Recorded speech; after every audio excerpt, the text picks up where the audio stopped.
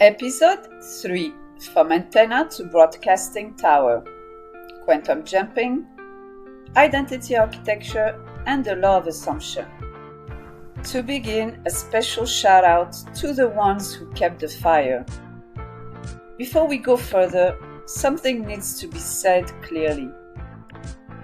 There are souls who did not lose themselves, even when surrounded by distortion. The ones born into dense environments where no one had the capacity to understand their depths or tune into the level of differentiated consciousness or receive their unconditional love without suspicion and resentment. The ones who came to break transgenerational cycles of illusion, separation, victimhood, and scarcity.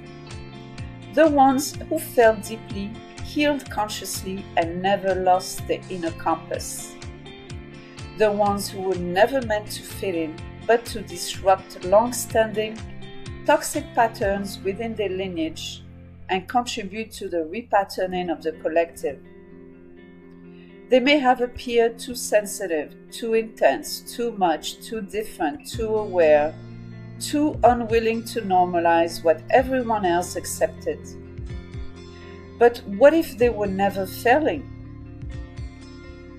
What if they were protecting a frequency, a forgotten truth, the original code, mark? What if their refusal to fully adapt to the illusion was not dysfunction, but sacred decoherence and inner engineering? Some of you were born into environments so dense, emotionally confusing, or spiritually disconnected that no one around you had the capacity to understand your signal, and let alone entertain healthy interactions. And still, somehow, you kept your essence intact. You kept the instinct for truth, the longing for freedom, the frequency of unconditional love, the unshakable knowing that there was a better way to live, love, and be. Even when buried, even when doubted, even when misread as weakness. That was not failure, that was fidelity to your essence. And that deserves recognition and celebration. Without fully realizing it, you kept up with your core purpose, to be who you were truly meant to be. That inner fire guided you here. Welcome home. If you recognize yourself in this journey, comment, I kept the fire. In this stage we entering, identity must change completely. Now something important must be understood. This transformation is not a half change or patching up of the old identity. It is not a cosmetic upgrade. Identity must change, period. When a caterpillar becomes a butterfly, the transformation is not gradual improvement. The caterpillar dissolves. Inside the chrysalis, its body literally liquefies. Cells reorganize into something entirely new. And the butterfly that emerges looks nothing like the creature that entered. The same is true for deep psychological and spiritual transformation. You cannot carry the old identity into the new frequency. What emerges will be unrecognizable compared to the old self. This is not loss, this is rebirth. The observer evolves too. Earlier in the series, we spoke about the observer effect, but something important happens in this phase. The observer itself evolves. Your awareness expands to include more of the conscious mind, more of the unconscious, more of reality itself. You begin allowing more information in, more remembering, more recognition. You begin seeing how reality actually operates. Your senses upgrade, not in a supernatural way, but in a clearer, less fearful way. You begin perceiving patterns that once felt invisible. You feel more, you notice more, you live more fully. and the fear of your own power begins to dissolve. because the more stable you become internally, the safer it feels to expand. The universe is participatory. One of the most profound realizations in this stage is experiential. You begin to understand something that philosophers, mystics, and physicists have hinted at for centuries. The universe is participatory. Physicist John Wheeler described reality as a participatory universe. Observation does not simply record reality, it participates in it. You begin seeing clearly that the external world is not separate from you. It is you pushed outward, reflected back through circumstances, interactions, and events. Reality becomes a feedback system, not punishment, not reward, but reflection. And suddenly, life becomes interactive.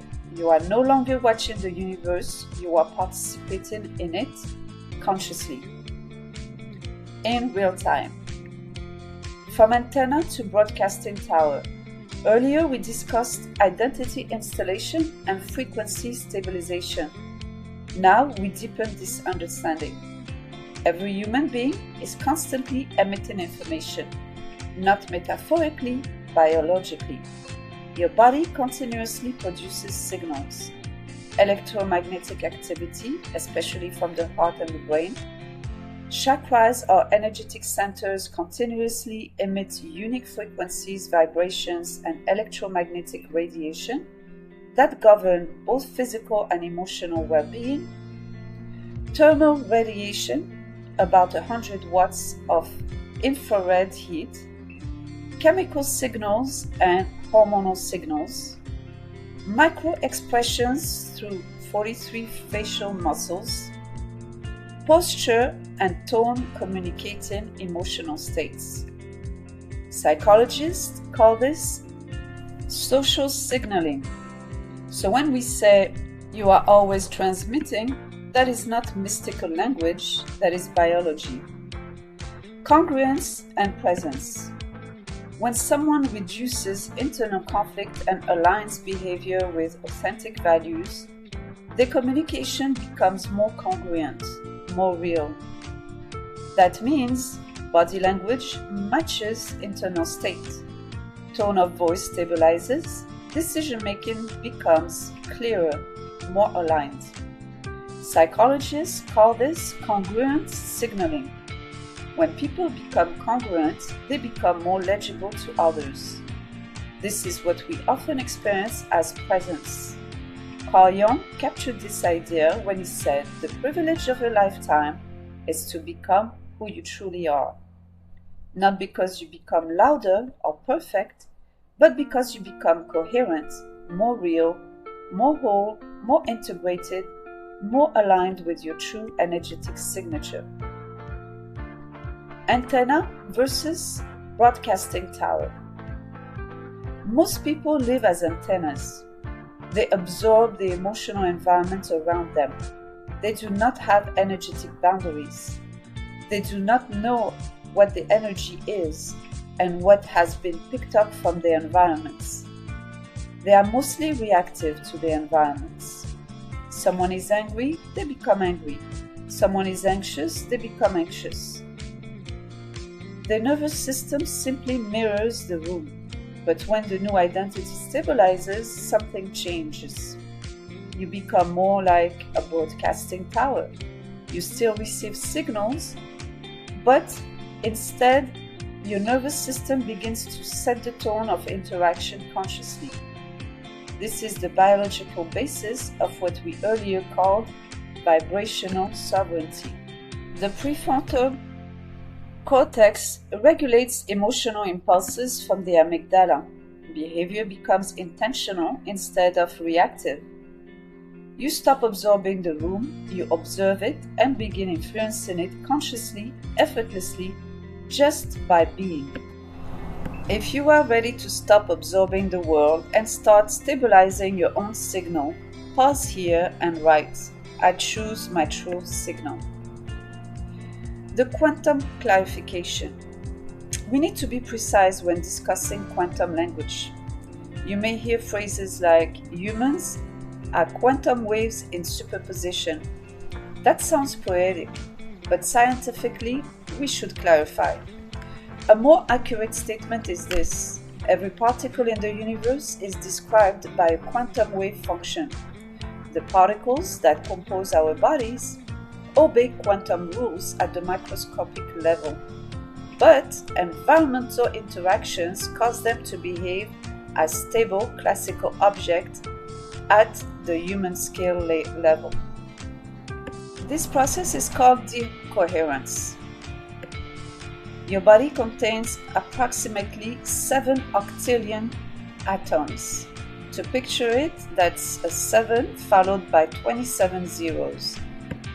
These atoms constantly interact with air molecules, photons of light, other atoms in your body. These interactions effectively measure or observe your position trillions of times per second, forcing your wave function into stable states. That is why we behave as stable organisms and not floating quantum clouds. Why we cannot walk through walls. Atoms are mostly empty space, but we still cannot pass through solid objects. At least 2 reasons explain this. Electromagnetic repulsion. Electrons carry negative charge. When the electrons in your body approach the electrons in a wall, they repel each other through electromagnetic force. That repulsion is what we experience as solidity. The Pauli exclusion principle is another reason. Physics also include a rule called the Pauli exclusion principle. 2 identical fermions, such as electrons, cannot occupy the same quantum state. The electrons in your body cannot collapse into the same configuration as the electrons in the wall. They push back. That pushback is what we experience as matter being solid. The quantum metaphor in human growth. Even though we cannot physically quantum jump, the metaphor becomes powerful when applied to psychology. Identity can reorganize so completely that life direction changes abruptly. Neuroscience explains this through neuroplasticity. When beliefs change, neural networks reorganize. Behavior follows, and life trajectory shifts. This is what people often describe as a quantum leap, not because physics changed, but because identity changed. Quantum jumping and identity shifting are techniques for rapid personal transformation, treating personality change not as a slow process, but as an immediate shift into a new desired version of self. By altering self-concept and adopting new behaviors, beliefs, and emotions, individuals believe they can jump into a reality where their goals are already achieved. Key aspects of quantum jumping and identity shifting. The core principle. This method relies on changing your internal identity before external reality changes. Identity shift. You must move from trying to change to operating from the standpoint of the person who has already achieved the desired income. Personality and behavior change. It requires letting go of old thought patterns, beliefs, and behaviors and immediately embodying new ones. Rapid transformation. Often called quantum change. These shifts can feel sudden and drastic, leading to significant improvements in life. Brain rewiring. This process involves aligning actions with a new identity to rewire neural pathways and make new behaviors easier. How to practice identity shifting. Number 1, determine who you need to be. Identify the version of yourself that holds your desired reality. Number 2, shift identity first.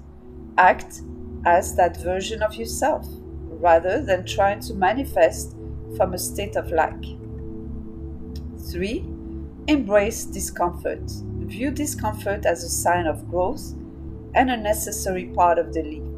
Reframe. 4.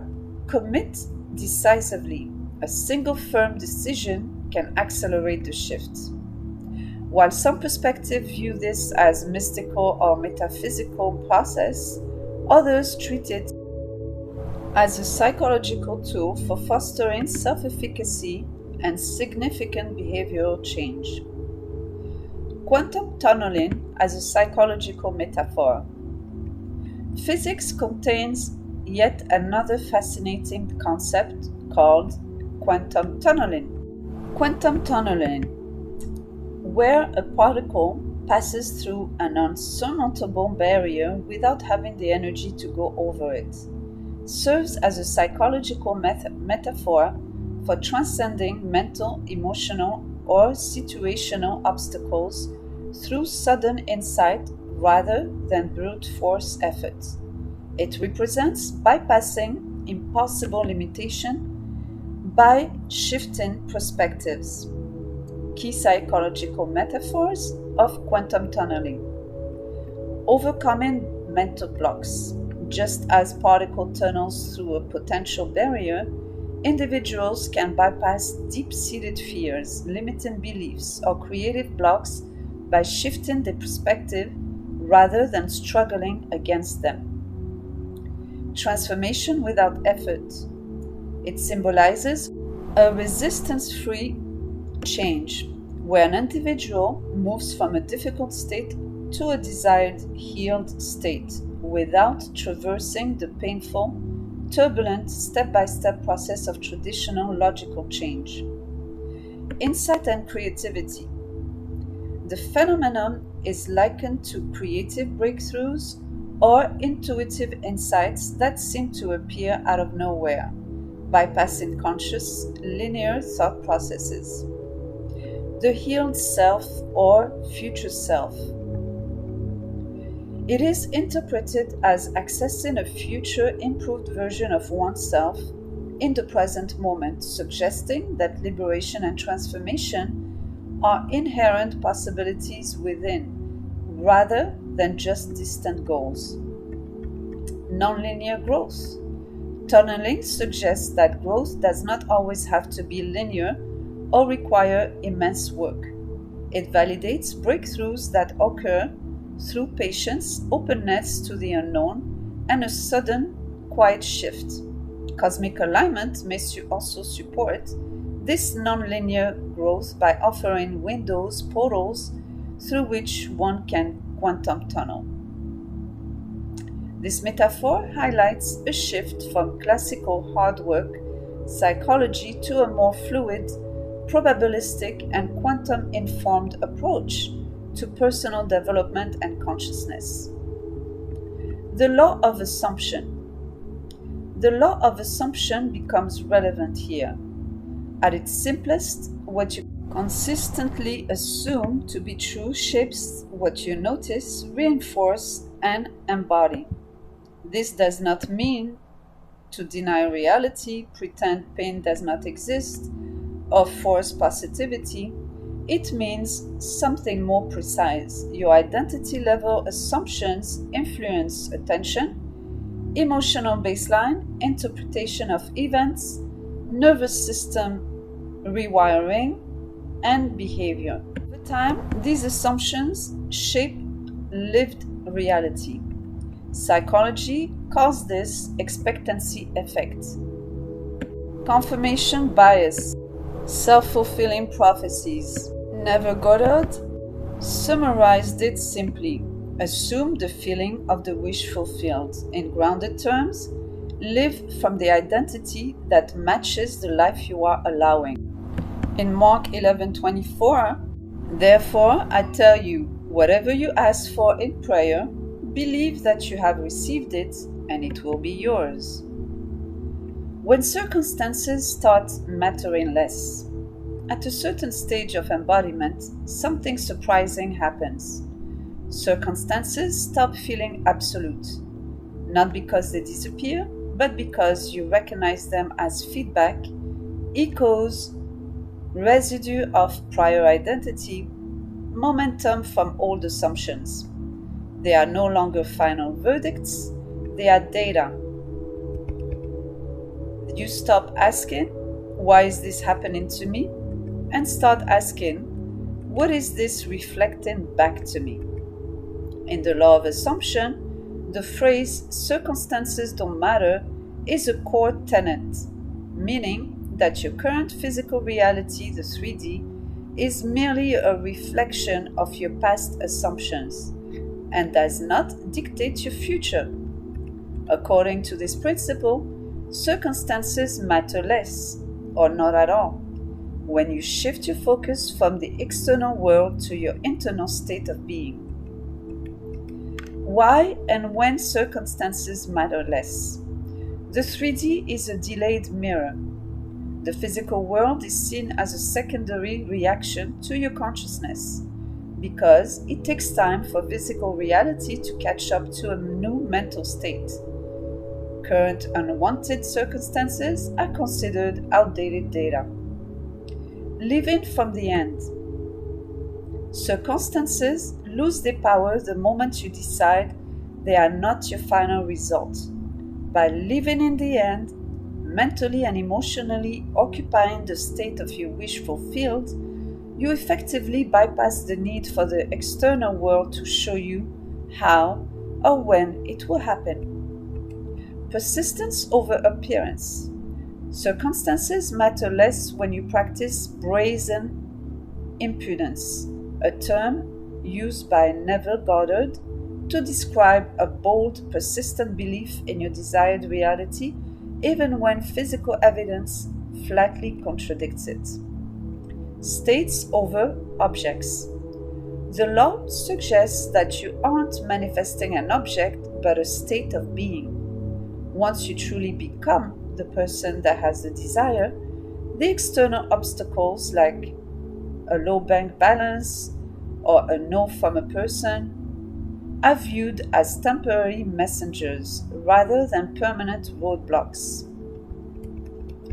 How to practice ignoring circumstances. First, mental diet. Monitor your inner monologue and immediately flip negative thoughts about your current situation into affirmations of your desired reality. Then, non-reaction. Instead of fighting or resisting unwanted events, make peace with them by acknowledging that they are temporary and do not change who you are or where you are going. Self-concept work. Next, focus on changing how you see yourself in relation to your goal. If you view yourself as God of your reality, external circumstances naturally seem small and insignificant by comparison. You are honoring your divine and human aspects. Another helpful practice, the quantum mirror. Close your eyes, take 3 slow deep breaths. Let the noise and static of life move into the background. Now imagine a version of you who already lives in the identity you are becoming. Observe them carefully. How do they stand? How do they breathe? How do they make decisions? What are they no longer available for? Now step into that version of yourself. Feel your posture shift. Feel your breath deepen. Your shoulders drop. Ask silently, what does this version of me know that I have forgotten? Choose one action that reflects this identity today. Carry that action onward throughout the day. This is how potential becomes embodiment.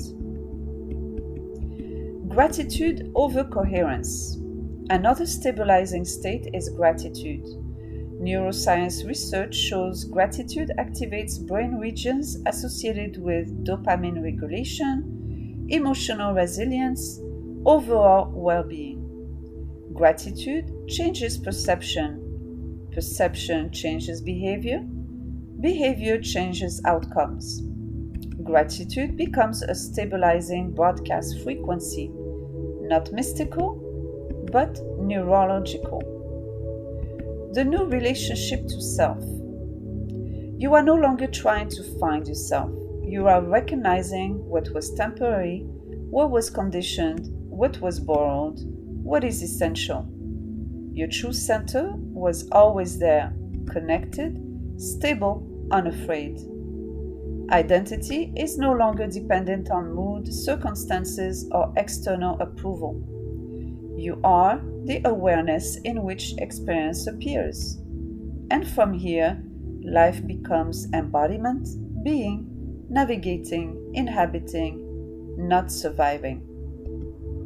In closing, you cannot walk through walls, but you can walk through psychological barriers that once seemed impossible.